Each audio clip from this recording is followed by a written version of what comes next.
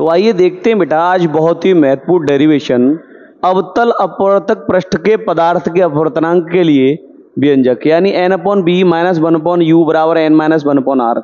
इसे हम n2/b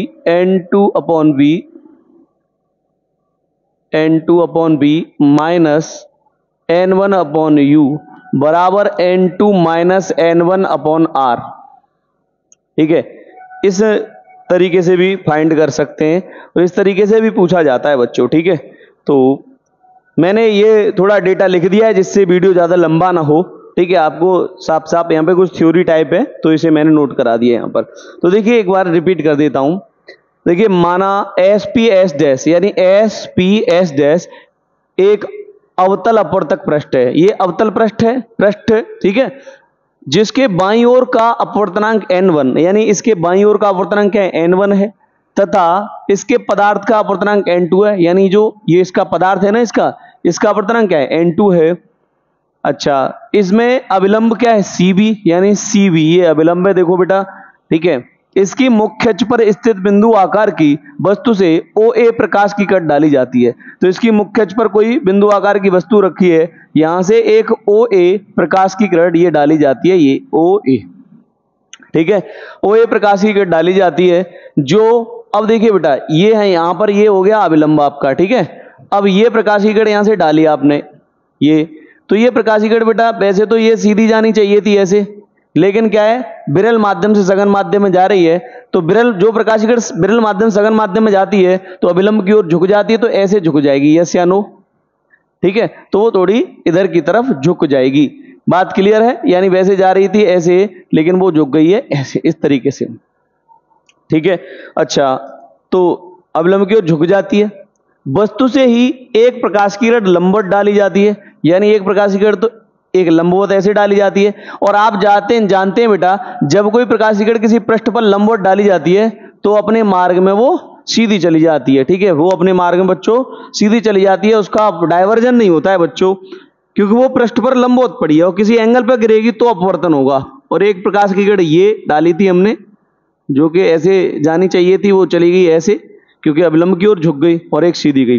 तो ये वाली किरण और ये दोनों अपवर्तित किरणें आपस में कहीं नहीं मिलेगी, और जब नहीं मिलेगी तो इनको डैश करके पीछे की ओर लौटाएंगे, तो ये पीछे की ओर लौटेगी और ये ऐसे पीछे की ओर लौटेगी। तो यहां किसी बिंदु I पर काटेगी, कहां काटेगी I पर, और वस्तु का क्या बना देंगी बेटा, ये प्रतिबिंब बना देगी वस्तु का यहां पर, ठीक है। अच्छा देखो I पर मिलती है वस्तु का प्रतिबिंब बनाती हैं। अब हमने कहा देखो OA ये जो प्रकाश की किरण है OA ये, और ये IA, ठीक है। अच्छा, और ये अविलंब है आपका CA, है ना। तो हम ये कहते हैं बेटा ये OA और ये IA ये A है, ठीक है बेटा, और ये यहाँ I है, ये OA IA और ये है C, ये हो गया CA। तो OA IA CA मुख्य अक्ष के साथ, ये आपकी मुख्य अक्ष है, इस मुख्य अक्ष के साथ में क्रमशः कैसे कोण बना रही है बेटा, क्रमशः alpha beta gamma, alpha beta, ये OA अल्फा कोण बनाएगी, IA बीटा कोण बना रही है और CA गामा कोण बना रही है, ठीक है। अच्छा आप ये समझो, एक मिनट एक बात और सुन लो बेटा, ये कोण तो बन गए, ठीक है। अच्छा एक बात बताएं आप, तो ये बेटा ये देखो ये जो ये है अविलंब ये वाला, और ये आपतित किरण थी, है ना। तो आपतित किरण अविलंब के साथ कौन सा कोण बनाएगी I, तो ये जो कोण बनेगा इन दोनों के बीच में ये कोण कौन सा होगा I एंगल होगा, ठीक है। अच्छा ये हो गया I एंगल, और ये वाला जो कोण है बेटा यहां ये जो बनेगा ये अपवर्तन कोण R है। तो ध्यान से देखो बेटा, यहां पे मैं एक बार स्पष्ट करके अलग दिखा देता हूं आपको, जैसे यहां अलग चित्र बना करके, ये अविलंब हो, ये प्रकाश की जो किरण है आपतित किरण है, तो ये वैसे सीधी जा रही थी लेकिन अविलंब की ओर झुकी ऐसे करके, तो ये कोण बना I और ये बना R, ये वाला, ठीक है, ये जो कोण बना है ये है R। अब देखो ये किरण हमने ये इसको वापस लौटाएंगे तो ऐसे आ रही है ना, ये तो यहां एंगल वो बना रही है, ठीक है, इमेज। तो ये जो कोण है R, तो इसके जो सामने वाला कोण बनना है ना, इसके साथ देखिए ये अविलंब और ये लौट के आ रही है, ये वाली किरण, ये किरण जो लौट के आ रही है, ये वाली, ये आर कोण बना रही हो इसके सामने ये, तो ये कोण और ये कोण ये सम्मुख कोण है बेटा। सम्मुख कोण का मतलब ऐसे हैं, यानी ये आमने सामने वाले कोण है। अगर ये आर है तो ये भी आर होगा। तो ये जो इतना कोण है ना ये वाला, यानी जो यहां पे जो कोण है यहां से ये आप देख पा रहे हो, ये वाला कोण आर होगा और ये जो पूरा कोण है ये होगा आई कोण। ठीक है बेटा, तो इसको आपको समझना होगा भली बात है। तो ये हो गई आपके एंगल। तो हमने कहा ओ ए, आई ए तथा सी ए क्रमशः मुख्य अक्ष के साथ में अल्फा, बीटा और गामा कोण बनाते हैं। अब चित्र से देखो कोण ओ ए सी, ओ ए सी, ठीक है, यहां से देखो ओ, देखें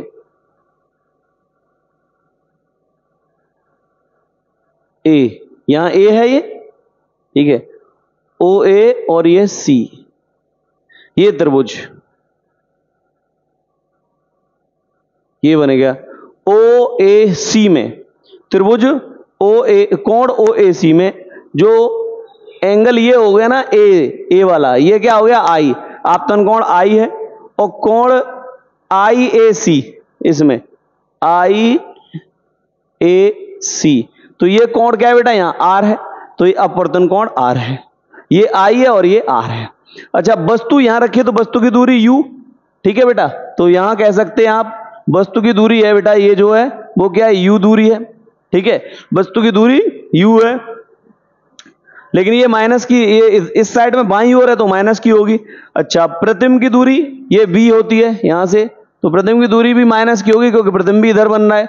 अच्छा वक्रता केंद्र की दूरी, तो वक्रता केंद्र ये सी है, यहां पे इसका वक्रता केंद्र सी बनना होगा, तो ये जो दूरी है सी पी बराबर माइनस की आर, जो इधर की दूरी है ये, ठीक है, इसलिए माइनस की होगी।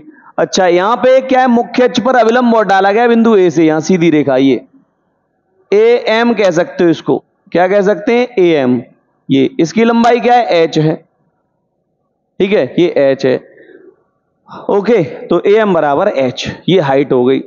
अब देखो यहां से थोड़ा सा, अब आप ये कह सकते हैं अब त्रिभुज, ओ ए सी में, त्रिभुज ओ ए सी में, इसमें ओ ए सी में गामा एक बहिष्कोण है। देखो बेटा अगर जैसे ये कोई त्रिभुज है तो ये इसमें गामा, ये जो अगर कोण होगा ये बहिष्कोण होगा, और बहिष्कोण की खास बात होती है कि ये जो कोण होता है सामने वाली भुजा पर बने हुए कोणों के योग के बराबर होता है। अगर ये अल्फा है और ये बीटा है तो ये जो अगर गामा है तो गामा बराबर अल्फा प्लस बीटा होगा। तो सेम सिचुएशन यहां पर है बेटा।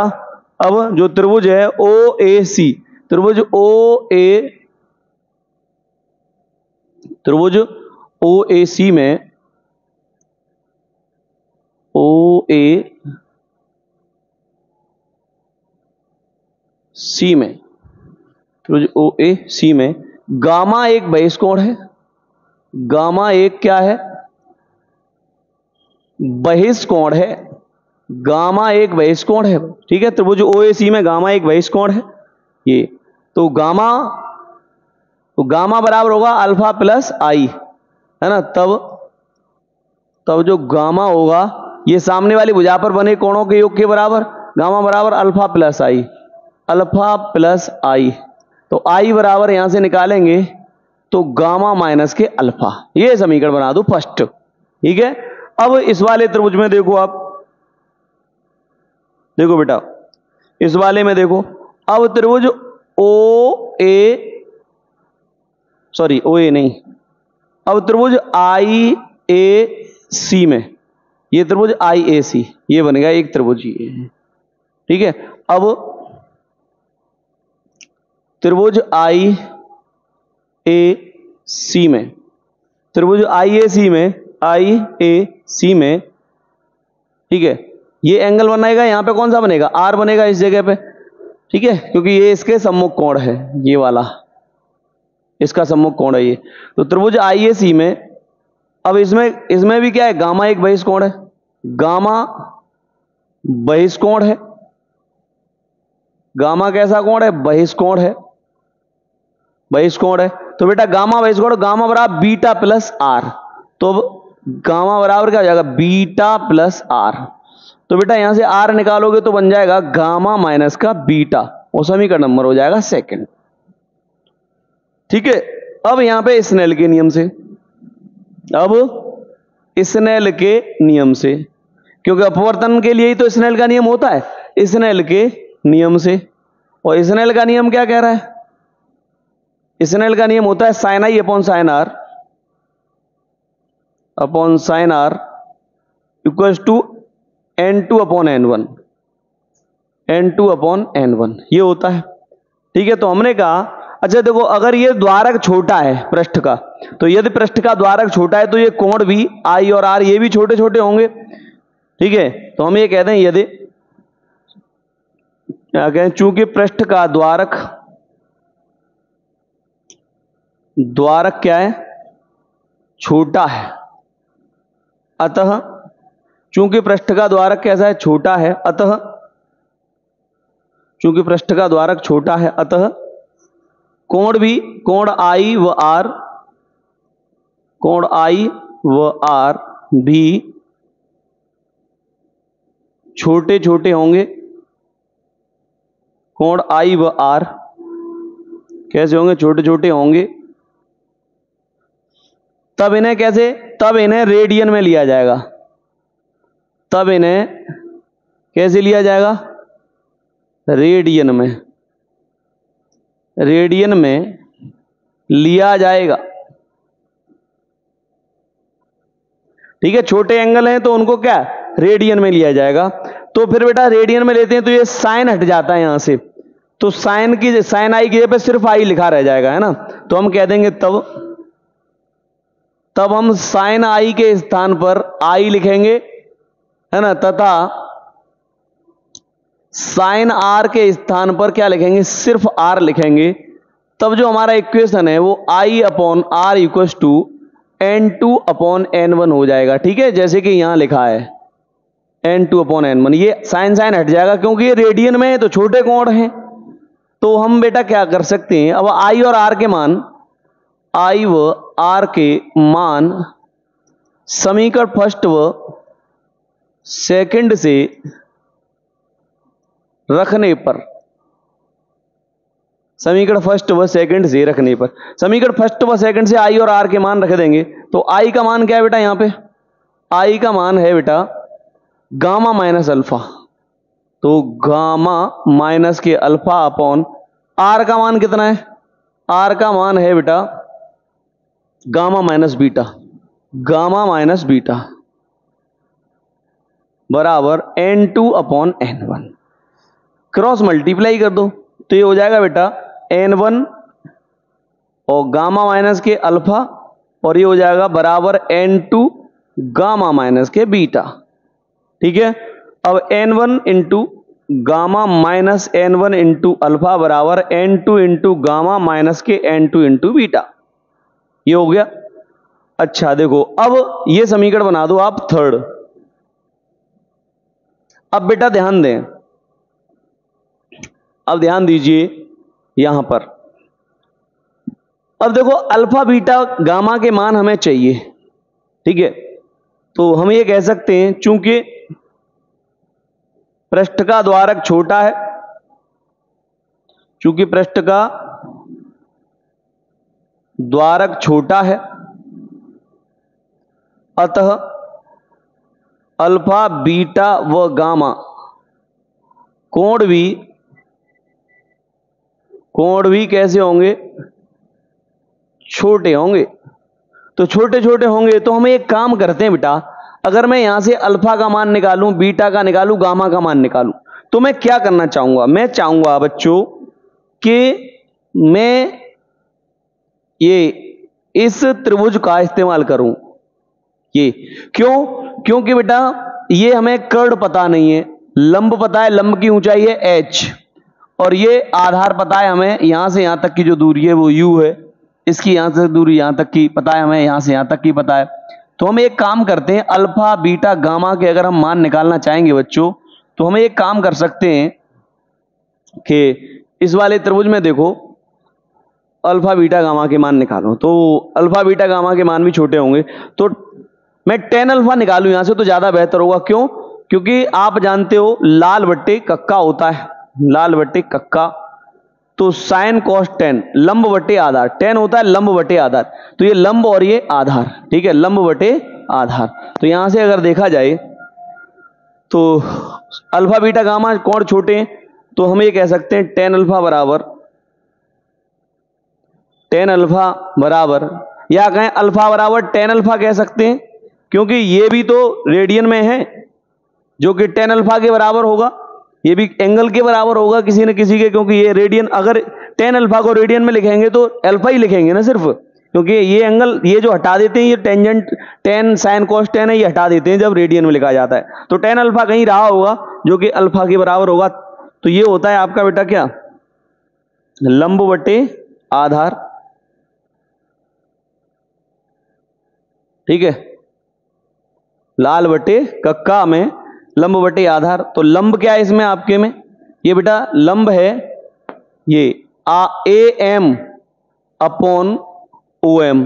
तो बेटा ये जो ए एम है वो लगभग ए पी के बराबर होगा, क्योंकि द्वारक छोटा है तो बिंदु एम पी के पास होगा। तो मैं यहां ये मेंशन कर देता हूं, कोण छोटे होंगे और बिंदु एम, ये मेंशन कर देता हूं, और बिंदु एम पी के, बिंदु पी के अत्यंत निकट होगा, अत्यंत क्या होगा, निकट होगा। तब मैं ये कह सकता हूं कि ए एम बराबर ए पी, ए एम लमसम बराबर होगा, ए एम लमसम बराबर होगा ए पी के। तो अल्फा बराबर टेन अल्फा बराबर लंब बटे आधार। तो यहां पे आप कह सकते हो लंब क्या है आपका ए पी, ए पी लिखते हैं, डायरेक्ट लिखते हैं ए पी अपॉन आधार क्या है ओपी, क्योंकि ये आधार हो गया ओपी यहां तक का, और ये एपी, तो एपी अपॉन ओपी लिख देता हूं, एपी अपॉन ओपी। तो एपी की वैल्यू क्या है बेटा, एपी की वैल्यू है एच और ओपी की वैल्यू है माइनस का यू। देखो यहां से ओपी की वैल्यू है माइनस का यू, ये जो डिस्टेंस है, ये वस्तु की दूरी, ठीक है। सेम यहां पर अल्फा हो गया, और ऐसे ही टेन बीटा निकाल सकते हैं यहां से कहेंगे टेन बीटा, नाउ बीटा बराबर ये हो जाएगा टेन बीटा, और लंब बटे आधार बराबर एपी अपॉन आईपी। देखो ये एपी, अब इस वाले त्रिभुज में बीटा निकालना है, तो एपी अपॉन आईपी, ठीक है। तो आईपी के लिए क्या लगेगा, वी लगेगा, लेकिन माइनस का है ना। तो यहां ध्यान दें, देखो तो ये हो गया एपी अपॉन आईपी, जिसे आप कहेंगे एच अपॉन एपी, तो एच है और आईपी है बी, वो भी माइनस का, ठीक है बेटा। अच्छा ऐसे ही गामा अगर निकालोगे तो टेन गामा बराबर हो जाएगा लंब बटे आधार, वही सेम चीज, और बराबर होगा एपी अपॉन सीपी, यहां से यहां तक की दूरी सीपी, क्योंकि अब ये गामा कोण है, तो सीपी, एपी अपॉन सीपी, ये तो एपी अपॉन सीपी, ठीक है। और बराबर जो एपी है वो है एच, एपी है वो क्या है एच है, और अपॉन वी की वैल्यू क्या है, मतलब जो सीपी है सीपी की जगह पे आर लिखेंगे, वो भी माइनस का। तो अल्फा बराबर एच अपॉन यू माइनस का, बीटा बराबर एच अपॉन माइनस का बी, गामा बराबर एच अपॉन माइनस का आर। कोई दिक्कत? अब अल्फा बीटा गामा के मान समीकरण थर्ड में रख दो। नाउ हम लिख देंगे अल्फा बीटा गामा के मान व गामा के मान कहां रख दो, समीकरण थर्ड में रखने पर, अल्फा बीटा व गामा के मान समीकरण थर्ड में रखने पर। तो समीकरण थर्ड में रख देंगे बेटा तो समीकरण थर्ड हमारा कहता है n1 into gamma, n1 into gamma. Gamma की वैल्यू क्या है? तो अभी गामा की वैल्यू h अपॉन माइनस का u, तो h अपॉन माइनस का u, h अपॉन माइनस का u। ठीक है बेटा। और आपका देखिए यहां पे आपका ये आपका बच्चों माइनस का n1 इंटू अल्फा, माइनस का n1 इंटू, यहां पे क्या था n1 इंटू गामा, सॉरी यहां एक काम करते हैं, समीकरण थर्ड में n1 इंटू गामा है, तो यहां n1 इंटू गामा की वैल्यू क्या है?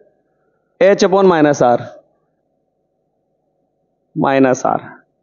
ठीक है। यहां पे n1 into alpha, minus n1 into alpha, alpha की वैल्यू क्या है? h upon minus U, minus U. ठीक है बेटा। अच्छा बराबर n2 माइनस गामा, बराबर n2 इंटू गामा, तो गामा की वैल्यू क्या है? h अपॉन आर, तो इंटू h अपॉन वो भी माइनस का r। ठीक है। माइनस n2 इंटू बीटा, तो minus n2 into beta, beta की वैल्यू तो लगाई नहीं, बीटा की वैल्यू लगाओ बॉस। n2 इंटू बीटा की वैल्यू क्या है? h upon minus B, minus के बी। ठीक है बेटा। अब यहां से थोड़ा सा कैलकुलेट कर लो इसको। देखो यहां पे r वाले केस इधर ले आओ, ठीक है, और इसको इधर ले आओ, चाहे n2 इसको इधर लेके आओ, और ये v हो जाएगा n2 वाला, ये दोनों इधर हो गए। तो r वाले दोनों एक तरफ पहुंचा दो, इसको इधर पहुंचा दो। ऐसा करते हैं n2 को इधर ले आते हैं, n2 into h upon minus का b। ठीक है, n2 into h upon minus का b, ये n2 into h upon minus का b इधर आगे प्लस का हो जाएगा। अच्छा ये माइनस का है तो n1 into h upon minus का u, ये वाला ये ऑलरेडी माइनस लिखा हुआ है, तो बराबर n2 into h upon minus का r, और ये इधर जाएगा तो हो जाएगा प्लस का हो जाएगा n1 into h upon minus का r।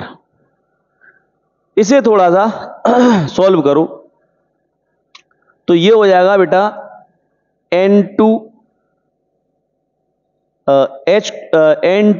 Into h upon minus का v, ये हो जाएगा plus n1 into h upon minus का u, बराबर यहां पे हो जाएगा बेटा n2 into h upon minus का r, ये minus n1 into h upon r plus का।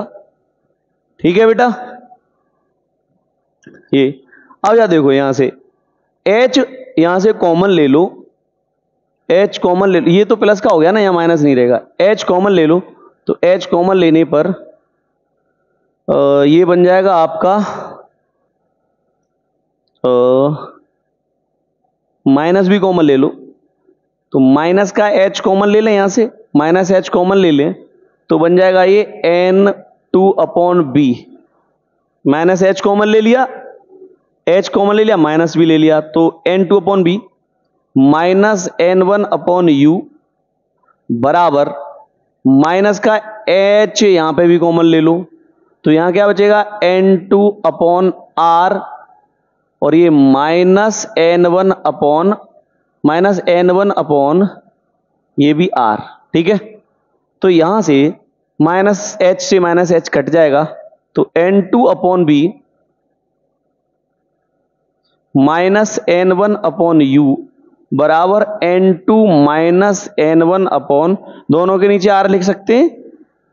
ये जो है आपका क्या हो जाएगा बच्चों, ये सूत्र प्राप्त हो गया आपका n2, यही तो निकलवाया था, n2 upon b minus n1 upon u बराबर n2 minus n1 upon r।